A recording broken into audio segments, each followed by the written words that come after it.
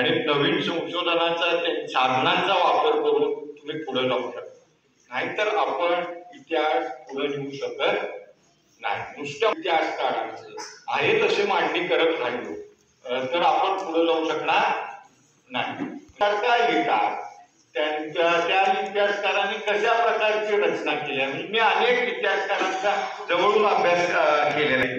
र कुलकर्णी आहे, पाश्चात्य इतिहासकार अभ्यासलेले आहेत, एरिक होसबॉम आहे, क्रिस्टोफर बेली आहे, बेनेडिक्ट अँडरसन आहे, बी सुरेंद्रराव म्हणून एक दक्षिणेतले इतिहासकार आहेत ते आहे, जेवी नाईक सर आहे, बी एस कदम म्हणून मराठा इतिहासकार आहेत शिवाजी विद्यापीठात ते आहे, जयसिंगराव पवार सरांचा केला, अशोक चौसाळकरांचा अभ्यास केला.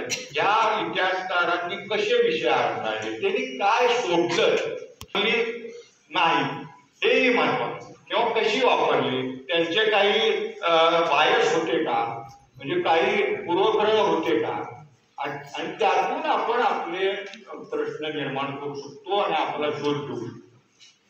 म्हणजे एका अर्थाने माझ्या सगळ्याच्या भाषणामध्ये ही गोष्ट मांडलेली आहे की कशा प्रकारे या पूर्वसूरी इतिहास लेखकांच्या माध्यमातून आपण नवीन इतिहासाकडे जाऊ शकतो. त्यांचं केलेलं इतिहास लेखन आपण विस्तारित करू.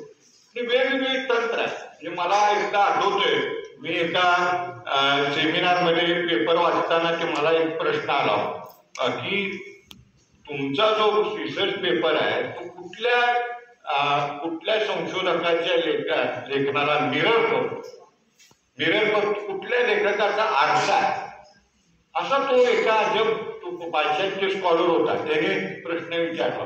तेव्हा मला कळालं की जर तुम्ही एखादा विषय हाताळत असाल, त्याचं संशोधन करत असाल आणि त्यामध्ये जर आधी कोणीतरी लिखाण केलेलं आहे तर त्याचं काम तुमच्या पेपरकडे मिरर व्हायलाच पाहिजे. अन्यथा तुम्ही आधीचं जे काम झालेलं आहे ते वाचलेलं नाही याचा अर्थ, आणि तेच काम तुम्ही परत करत राहिला, परत सांगत राहिला तर त्याचा काय अर्थ. म्हणजे कुठल्याही मांडणीचा विस्तार करणं, ती पुढे नेणं हे आपलं काम आहे.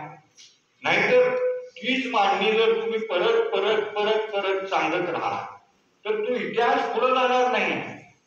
तुम्हाला जर तो इतिहास पुढे घेऊन जायचा असेल तर तुम्हाला त्या पूर्वसुरींनी मांडणी केलेल्याला विस्तारित करणं गरजेचं आहे.